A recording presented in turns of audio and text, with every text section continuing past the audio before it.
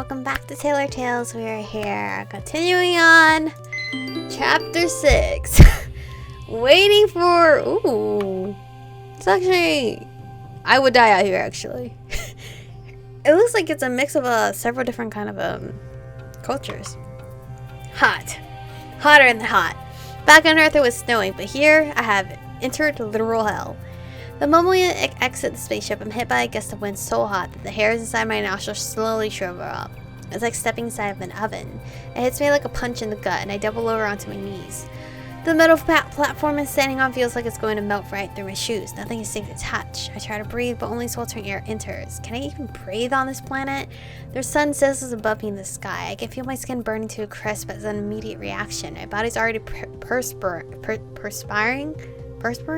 Sweat trickling down my brows into my eyes. It stings. I really do think I can spontaneously combust into flames. There's no way I can last even a minute in these conditions. Eok appears behind me, tapping my shoulder. Princess, take the root. Choo choo. I don't even think twice about the small bottle in my hand. I remove the lid and shake out the small red-colored root onto my palm. I immediately throw it into my mouth. Ugh, bitter. My face contorts into a grimace as I chew on this extremely bitter-tasting root. It tastes like a 100-year-old leather shoe dipped into coffee. Ew. My first instinct is to spit it out, but then I realize the effect it's having on me. My skin feels light, airy. Suddenly, the scorching warmth all around me feels like a pleasant summer day. I can breathe normally again. My mind is perfectly clear. The heat doesn't bother me anymore. I'm hoisted up on my feet before I get the chance to do it myself. Look alive, princess. The heat is the least of your problems, says James in a foreboding tone. He too seems to be chewing on the root, minus the weird face like I'm making right now. Move out, James commands his platoon. We've landed on top of a large cliff with sand dunes as far as I can see in the distance. Move out to where exactly? Where are we going? The only thing around us seems to be a large platform where the spaceship has landed on. Wait, no! The large dust storms seem to have hidden the large city in the very far distance. The very far distance. I don't even dare look over the edge of the cliff. We're walking, I ask, my eyes darting over towards James. The stoic man turns his head to face me. There's a slight smirk on his lips. I certainly am not. Homeboy should be able to fly, right? He launches himself into the sky and zooms away towards the city in the blink of an eye. Wait, he gets to yeet off the distance, but I'm the one that has to climb down a cliff? You know what? They can't park closer. There's literally nothing else for them to park on. Eok, do we have to walk to that city over there? I ask, already resigning myself to the fact that I'll have to drag my feet across this massive desert. Eok looks impressed. You can see that far. Yes, I have a really good eyesight, I say sheepishly. It's not that far. Eok laughs. No worries, we'll use these. He points behind us in an excited manner. I look to see a bunch of soldiers taking out several large mechanical vehicles with three wheels. I sigh in relief, at least I'm not walking. How do we get down, though? I ask, still unsure how we're going to get off this cliff. Eok mounts one of the large vehicles by hoisting himself up. I blink up at him. That's a little out of reach for me to climb. Before I can voice my concerns, however, another soldier throws me up in the air without any warning. I shriek and surprisingly, Eok catches me, placing me behind him on the large saddle. We hover! Now close your eyes, princess. Sand everywhere, he warns me. I don't even have time to say anything before Eok starts the mechanical craft, and the wheels kick up a ton of dust in the air. It starts hovering above the ground. I cough in response and really squeeze my eyes shut. Finally, we're off. Yeah, it's a mixture of different cultures in here. Unless they just stole all this shit and then just planted it here. My hair is dusted with sand. My entire body has sand in every nook and cranny. It's so uncomfortable. I already couldn't take a shower the entire time I was on the spaceship and felt like a dirty pig. But now I just feel like I've got a 10-pound layer of dirt permanently stuck to my skin. I feel so dirty. Disgusting. The atmosphere has changed since we arrived at this massive palace entrance. I can feel it in my stomach, this tense knot that won't go away. I'm being pushed around by soldiers, forcing me to walk straight towards the entrance. James is standing there, arms crossed behind his back, facing the gate. Has he been standing here all this time? The platoon lines up in formation. I'm forced to keep my hands behind my back as well. On the sides is a small tower with a large drum. No, it looks more like a gong. The soldier standing next to it slams a large hammer onto the metal piece. The sound travels across the entire field. The bass is so low, I can feel the bones of my body vibrate with it. This is making me even more nervous. Lord Veritas, the 6th Division has returned to Kuluk. The soldier that rang the gong yells out a loud and boisterous voice. Gates open in a dramatic fashion as if fidget on the spot in anticipation. God, that palace looks huge. It's really intimidating. In my keen eyesight, I spot a couple of new soldiers walking out of the gate. They all look the same as Eok. I guess this is their native planet. Oh my god, who's that? They're a mermaid of some sort? What is this? I mean, they're handsome. Well, handsome's not the word. They look majestic. And then I don't even have to guess who the next creature I see is supposed to be. This majestic creature with skin so light. It makes the sun reflect back at me as if it were snow. He stands out completely from the rest. That has to be him, Veritas. I lock eyes with his snake-like pupils. I freeze on the spot when I realize he knows I'm looking at him even from this distance. He looks nothing like I imagined, not similar to James at all. I cast my eyes downwards as the intensity of his stare is too much for me to bear. The distance between us is huge, but it definitely made eye contact with me. Slowly, they make their way down the stairs. It feels like eons before they finally arrived at the plateau. All soldiers bow their head this giant ethereal being, including James. Someone smacks the back of my head. Bow! Hisses someone from behind. Quickly, I bow my head as well. Veritas raises his arm only slightly, which is enough to make all the soldiers stand up straight again. They were so rowdy back on the spaceship, but here they look like highly trained machines, falling perfectly in line.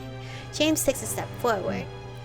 Lord Veritas, he begins. We have returned from our mission to planet HX-108, or Earth, as they called it. I present to you... Oh, shit. I flinch in surprise at the sudden strike. Veritas' long arms is outstretched and James' face is turned away. I see even less soldiers than the initial report. More have perished since then. Why is that? His voice is like an ice-cold shiver. It makes you tremble, but you can't shake it off. Lord Veritas, there was... Another smack across his face causes him to stop speaking. Do you take me for a fool? Veritas draws out. You not only failed your mission to conquer HX-108, but you couldn't even mark how many soldiers you lost. Veritas takes a step towards James, who meekly turns his head down. You were the failure here. Veritas waves his hand around in a rhythmic manner, causing particles to appear. A sudden vine appears in Veritas' hand. Having grown from his wrist, it seems. The vine continues to grow until he wields it like a whip. Oh. On your knees, he hisses. James obeys, falling down to one knee on the ground. Face your platoon, Veritas commands. James turns towards us, his gaze in focus. His hand is clenched on top of his knee. I hold my breath as I see this all unfold in front of me. This is going to be a public flogging. The first strike happens without warning. The sound of the makeshift whip cracks in the air, echoing off the empty grounds. In quick and consecutive strikes, Veritas whips James back until his armor is torn apart. James grunts in pain. He tries to withstand the onslaught, slashes on his back, gritting his teeth and bearing with it as much as he can. I can hear his flesh rip with each impact, and I turn away from the bloody horror. I can't stand to watch it. It's nauseating. Veritas controls the vine like a deadly tool. He must have flogged James 100 times by now, even though only seconds have passed. There's no break in between. The sound of whip cracking is all but ear-deafening. I jerk back in surprise when a splatter of blood lands onto my cheek. I quickly brush it off. The flogging finally stops and I dare to look again. I gasp in horror, almost choking on the bitter root. Clasp my hands in front of my mouth. James is still in the same position, but his armor is in tatters and his entire back has been bleeding bloody. It's so inundated with red that I'm unable to recognize his regular skin tone. Captain James failed his mission, and this was his price to pay. The next time, it won't be just him who has to bear his punishment. Veritas draws out. He then tosses the whip onto the ground without care. It turns on his heels and strides away with his henchmen, moving back up the stairs. As soon as his back is turned, James collapsed onto the ground, not stirring an inch. He's fainted. Immediately, Eok and another soldier from the lineup rushes towards him. They hoist him from the ground. Even the tiles are stained red with blood. Completely unconscious, they drag James' limp body way to the side. I'm still frozen on the spot. I've seen James kill someone on the spot, but seeing him get beaten bloody had a much bigger impact on me. If even the captain gets flogged, what chance do I have? Come on, Earthling Princess, move it. A large soldier grabs my arm and yanks me away. Where are you taking me? I ask, scared I'll get tortured too. Just come, he refuses to answer me. Alright. Entering the palace feels like one giant labyrinth. I'm trying to remember the layout in case I want to escape, but all the hallways are so similar and they seem to stretch on forever. I walked slowly stairs to low. We're pretty high up. If it weren't for the fact that I've been kidnapped to some alien planet, I would have otherwise admired the architecture of this place. Eventually, the soldier stops at what seems to be a door. He slides it open. "In here," he says in a gruff voice. He pats me hard on the back and I stumble inside. "Wait, for how long? What's going to happen to me?" I ask, turning around. "Don't ask me, only Captain James knows." With that, he slides the door closed. Is it AC'd in here, though? Immediately, I try to open the door, but it's locked from the outside. I don't see a keyhole, so I have no idea how to open it. It must be a hinge or something I can't see. I turn around to inspect my surroundings. It's a rather large room with a bed in the middle. There's several windows behind it, letting in some daylight. At least it's not a dungeon of any kind. In fact, I feel like I'm staying at a super fancy hotel. Everything seems rich and super detailed. This must be the palace, I mutter out loud. After all, they addressed him as Lord Veritas, so it makes sense that everything is so huge and decorative. An image of James beating flashes through my mind, and I shake my head, trying to clear my thoughts. I wonder how James is doing. What the hell would I think about escaping? Your girl is barely surviving in this heat, and she's gonna think about escaping here? There's no way. I quietly walk over towards the bed and sit down, gathering my thoughts. I didn't expect James to get flogged in front of everyone. I've been scared of him this entire time. He's kidnapped me after all. But at the moment, he was powerless, just like me. I wonder how he's holding up. Those wounds definitely look brutal, right? He way harsher than the state I first found him in. Maybe he'll even die. What am I doing, sympathizing with the enemy? He's the one that kidnapped me in the first place. A small voice in the back of my head reminds me that he also made sure no one hurt me on the spaceship. Suddenly something else begs for my attention, my full bladder. Your girl always gotta go to the bathroom. Traversing the desert on those hover bikes still took some time, and I haven't peed in forever, it feels like. Great. Looking around, there are no other doors in this room other than the room than the one I came through. There's no fancy toilet like in the spaceship. I walk back towards the sliding door and bang my fist on it. Hello? Hello? I need to use the bathroom. The waste facilities, I shout out loud. I press my ear against the door, but I hear nothing. There doesn't seem to be anyone in the vicinity. The more I think about my full bladder, the harder it is to keep it in. I look around. Maybe they have one of those chamber pots if I'm lucky. I check under the bed. Nothing. Well, not on Earth after all. There's a small round pot on the side of the cabinet. When I check it, there's nothing inside. Okay, this will have to do. Anything is better than just laying out on the floor. After doing my business, I lie down on the bed, which is rather fluffy. I wonder for how long I need to chew on this bitter root, and if I could get something to drink. I wonder how Ryan and Kane are doing. Princess, the door unlocks and opens up. I sit up straight and see Yoko appear in the doorway. Relief washes over me to see a familiar face, which is weird because he's still the enemy. Am I getting a case of Stockholm Syndrome? Princess must come to the infirmary. I stand up straight. Alright. Yoke suddenly points his nose in the air and sniffs. One more sniff and he looks directly at the chamber pot I use. Princess, he starts. That's water-based. It's not for waste. My embarrassment is hard to hide. Well, I argue back. No one was answering me and I really need to relieve myself. Yoke simply chuckles and beckons me to come follow him. After strolling, I thought shit soiling. After strolling through the maze-like hallways once more, we arrive at a large room. It's different from the rest of the palace. There's a bunch of beds lined up against the wall. Oh, James is in here. He's lying on top of a table. Another man hunched over him. Healer Bilius, I brought the Earthling Princess. Yoke greets him. Who are you? You're gorgeous. Who is that? The red-headed man turns to me. His striking white pupils are the first thing I notice. If it weren't for that, I'd say he could be a distant family member of Kane. Very true. Thank you for bringing her. You can go now. Oh my god. Oh my god. You're so enchanting. Eok salutes him and leaves to the premises. My eyes glide over to the unmoving body of James on the table. It seems the man was in the middle of stitching his wounds, healer, he said. Let me introduce myself. I'm Bilius, head healer in the infirmary. The man gave me a short bow. With an expressionless face, he taps his fingers onto his cheek. I simply stare at him in confusion. The root, princess. I slowly stop chewing on the bitter medicine. Don't tell me it is poison. Saffron root only needs to be chewed for a small amount of time to work. A bitter and dark-looking piece of root used to cool oneself down when chewed on can also be brewed as a tea. Oh! He stretches his arm, offering me a small glass. Spit.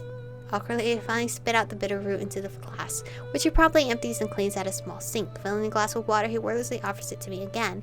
He doesn't say much, does he? I take the cup from his hand and silently take a sip, which turns into a glug, until the entire glass is empty within seconds. I was really thirsty.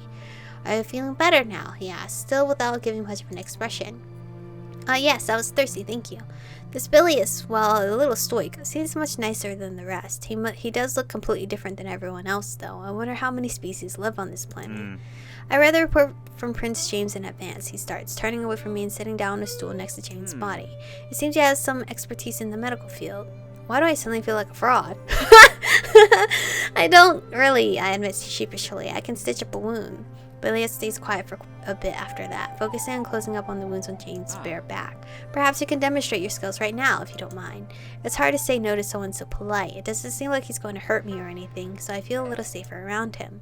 On him, I ask, pointing my finger at James. Bilious looks up at me, raising his eyebrows a little before lowering them. Yes? He draws out, unless you want to wait for somebody to be delivered. That doesn't sound ominous at all. Oh, no, that's okay, I can do it. Then please, take a seat. He gestures towards the stool in the back. As I take it and sit opposite of him, Bilious offers me a thread and some kind of hook. No need, I say, refusing the materials. With curious eyes, he sits back and watches me, waiting for me to start. It must be said out loud, but do not harm the prince, he warns me. As a healer, we have a code of conduct to treat anyone regardless of affiliation. Even if he did indeed capture you from your home planet, please put aside those thoughts when treating a patient. I won't harm him, bro. He did save me from Big Commander Boogie Bad Mad Boy. I take in a deep breath and close my eyes. I may have wished harm upon him when he took me, but seeing him on the table here flogged to an unconscious state, I would never stoop so low as to hurt someone who's already down. I took no glee in seeing him get punished. I won't harm him, I reassure him. Bilious remains silent for a few seconds, simply watching me. Then he averts his gaze back to James. Very well, then, you may begin. I look at my hands. They're dirty and sand is stuck everywhere. That's not even mentioning how I smell in general. Not taking a shower for a month and flying through a desert has me looking like a swamp monster. Can I clean my hands first? I just arrived here without a chance to, I say sheepishly. Bilious points back at a small sink. Please, go ahead. I walk over to the stone sink, surprised by how similar it looks to the one we have back on Earth. It even has a bar of soap. Quickly I wash my hands, feeling refreshed after having been stuck with sand underneath my nails forever now. When I'm finished, I return to my seat. First, I inspect the wounds. There are so many open wounds. Some of them can even be stitched closed and would never need to scar over. It's like he's been mauled by an animal with very large claws. I've never seen an injury this intense before. I look for a wound I can treat. There at the small of his back, I focus my energy to my fingertips, pulling out a thread in between my fingers. Bilious' expression changes slightly as he watches how my thread pierces the tanned skin. It goes through without any resistance, and I start to looping it around, as if I'm stitching a piece of fabric like I've done 1,000 times before. Within a few seconds, the wound is now closed and neatly stitched. I cut the thread off and tie it at the end. Peculiar! You seem to be materializing a very fine thread. It's so thin, I hardly noticed it until the light caught it. Bilious has suddenly gotten close to me as he reaches for my hands. Oh, he feels ice cold. Are you able to form them anywhere on your body, or just your fingertips? His long, icy fingers glide across my hand, inspecting it carefully. I stare, feeling awkward. Bilious' eyes shoot up and he immediately pulls back. I'm sorry, that was inappropriate of me. I shouldn't touch you without permission. Forgive me. Suddenly, the one stoic man has become a lot more expressive. I clear my throat. No, it's okay, you didn't hurt me or anything. I was slightly fascinated by your skills. They are definitely well suited for suturing wounds. He praises me. I have not yet met anyone with such a gift as you have. He makes me sound like I'm some type of godly being with an overpowered skill. Back on Earth, I'm just a regular tailor. And no, it's just from my fingertips, I say, answering his previous question. It is no wonder Prince James brought you back. Your gift is extraordinary. Great. He's saying I really did bring it upon myself by patching up a superhero, who turned out to be some alien from space and kid on me because of my extraordinary stitching. I just want to slam my head into a wall right about now. I glare at his back. If I had just listened to Ryan and hadn't decided to go out and help, I might still be at home right now. Kane would have returned and gloated about shooting space aliens from the sky. Ryan would have some stupid pun about aliens. Kim would have cleaned up the boutique. Instead, I'm here. Let's continue, Bilious says. It's not a question. I sigh. Yes. He is right. Regardless of what James did to me at the moment, he's just someone who needs medical care. For the rest of the time, we suture in silence until most of the wounds are closed. Bilious dresses the other wounds with bandages or gauze. It is oddly relaxing. I only had to focus on the stitching. It almost feels like I'm working on another dress or something. Even if that sounds really strange. This is skin, not fabric. Once he's cleaned and stitched up, I can finally tell his back is covered in old scars, old lashings most likely. This was not the first time it happened. Suddenly someone comes bursting into the room carrying another soldier on his arm. Healer, we need help. A soldier got dislocated in training. Ew. Bilious gets up from his seat, quickly walking over to the two of them. You stay here, he says to me. Then he gestures to the other two. Come, he commands, and guides them to the back part of the room, away from me. I chew on the bottom lip as I look around. I guess I'm not needed right now. Not that I know what to do with the dislocated shoulder. A loud pop startles me, followed by a terrifying scream that echoes through the infirmary. He sounds like he's in agony. It's agonizing to listen to. I'm startled once more when I hear a deep cough emerge from James' unconscious body. No, wait, he's not unconscious anymore. Hi, Prince Charming. His eyes crack open wild and frantic, looking around to see where he is. In an instant, he is up on his feet, knocking over the stool Billy sat on before. His brown eyes lock with mine, though his are a little unfocused still. A strong sense of deja vu washes over me. Please don't strangle me like last time. Bilious, he bellows and winces at the same time. Coming, Prince James, he hollers back. James reaches for his own back with his hand, touches the gauze, and immediately leaves it alone. How are you feeling? Asks Bilious once he sent the other two soldiers away. James then does not seem to be in a good mood and glares at the redhead. Why is the Earthling Princess here? He asked me to help. I answer for him. James just grunts at me. Be quiet. I told you to not speak unless spoken to. I rub my eyes at him in response. Prince James, don't be too harsh on her. I didn't need to ask her to help me with your wounds, says Bilious in a calm tone. How long have I been unconscious for? He asks groggily. A little longer than last time, Bilious replies. My eyebrows raise. Just how common is it for this to happen to him? I noticed the old scar on his back, but I didn't think it was something that happened frequently. Not that it's any of my business. Now, answer me. How are you feeling? Bilious repeats. Like a newborn infant, James replies sarcastically. Bilious sighs in response. I get the feeling that these two don't get along so well, or maybe they do, I can't tell. I'm taking the princess to her chambers. She should not be here yet. Yet? I echo his sentiments. Could you be quiet already? Your voice is too overwhelming right now, he complains, closing his eyes. Might I suggest that you spend the night in the infirmary and... We're leaving, he announces loudly and grabs my upper arm, yanking me away. Hey, I screech, don't be so rough. James takes no heed of my complaints and drags me towards the door. Prince James, if you don't rest, you'll... I get to decide whether I rest or not, he growls back. Well, bye, Bilious, you're charming to see. He shoves me out of the infirmary. Alright, time to get yelled at. This is where we're gonna end today's episode off. At least we've met a cute, not contender. Bilious is not a contender. He's that side character you would probably wish you could contend, like, court over. But thank you guys for watching today's episode. Stay beautiful, and I'll see you guys in the next one.